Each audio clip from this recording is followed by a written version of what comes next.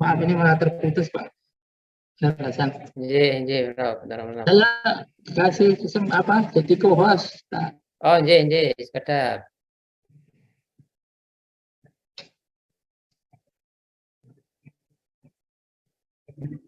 Sampun, Bro. Saya share screen dulu.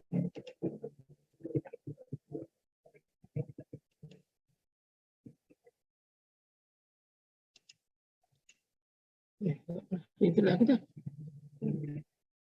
Untuk lagi dah.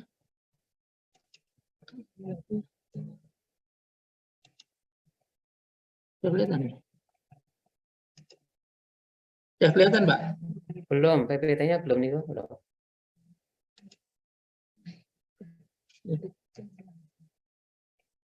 Ini.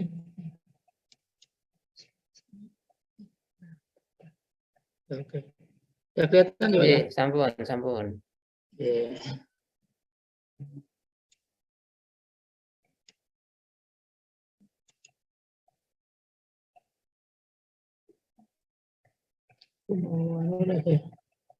Rekam.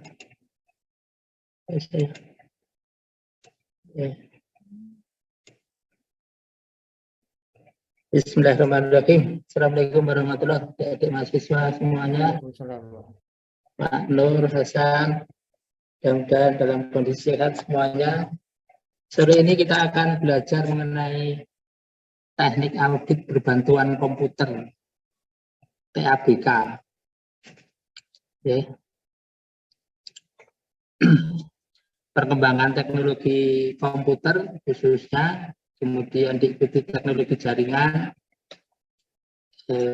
itu telah mempengaruhi bagaimana cara kerjanya para akuntan, cara kerjanya para auditor di dalam menjalankan praktek-praktek profesinya.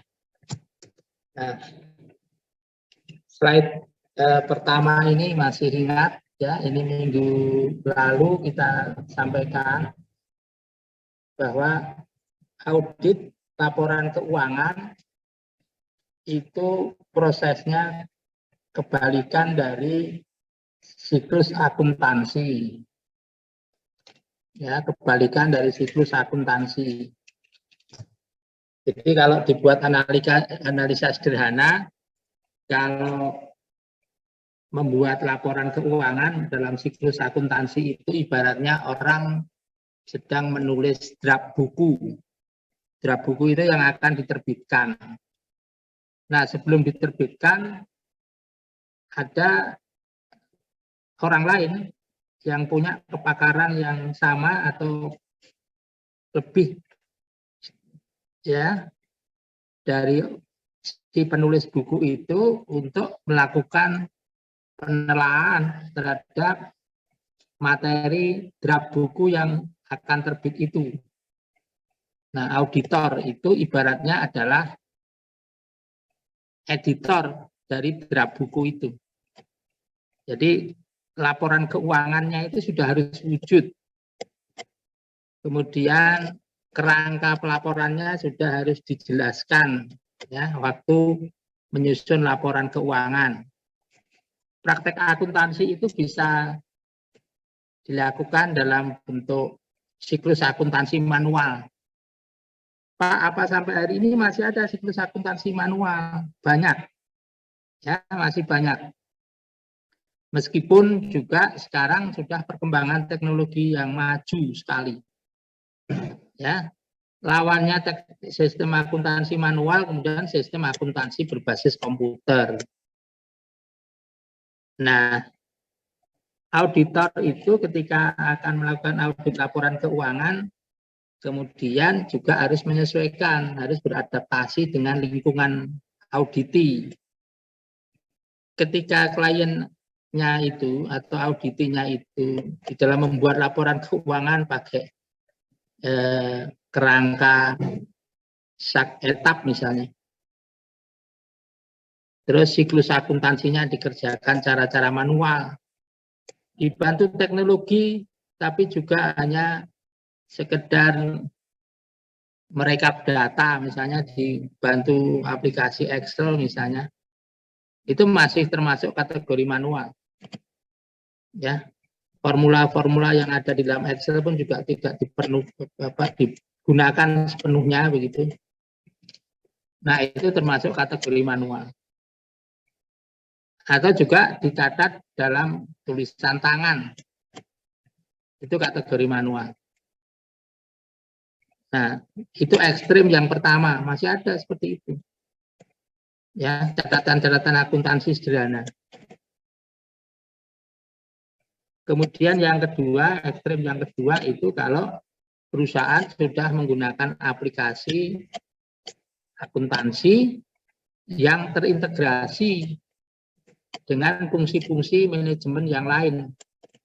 Jadi akuntansi ini bukan saja sebagai sistem yang mandiri, tetapi bisa juga sebagai sebuah subsistem di dalam perusahaan, ya, kedudukannya setara dengan subsistem penjualan, subsistem kepegawaian, subsistem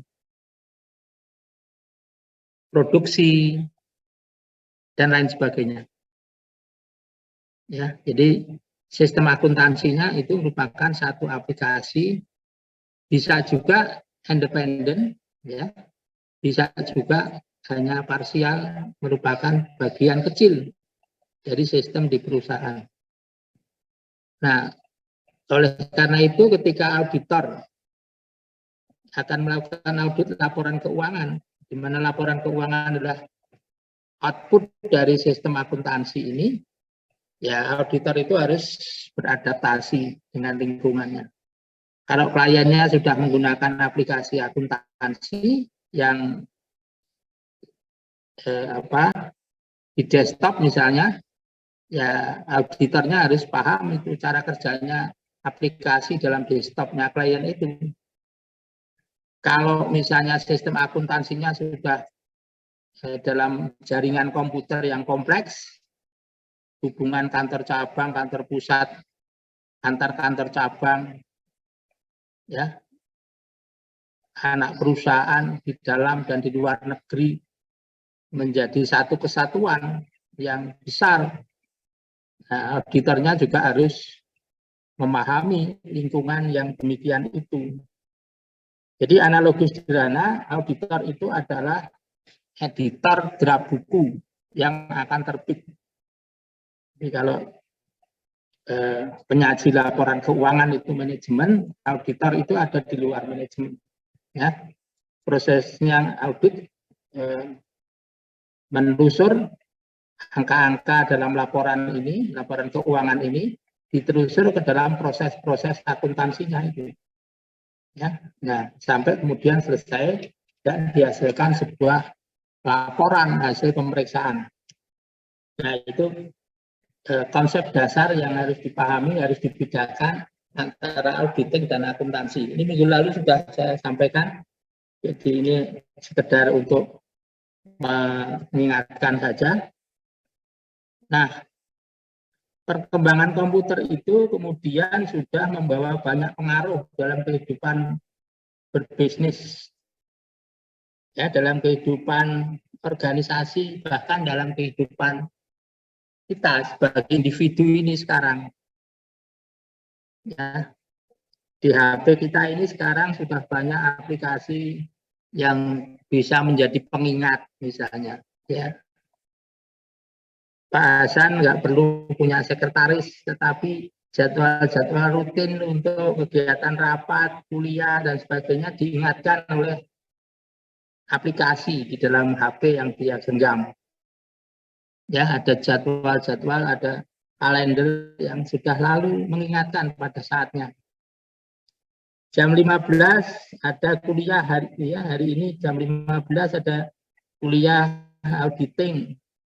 Nah, sistemnya sudah memberi peringatan paling tidak ya beberapa menit sebelum jam 15. Nah, perusahaan itu ada macam-macam kategorinya, ada yang perusahaan sangat kecil, ada yang perusahaan ekstra besar, ya, yang jaringannya luas. Ya, jaringannya tidak hanya di dalam maupun di luar negeri, tapi juga di setiap kota. Contoh Anda bayangkan misalnya kantor Bank BRI. Di setiap pelosok kecamatan itu ada kantor kas Bank BRI. Kantor pusatnya ada di Jakarta.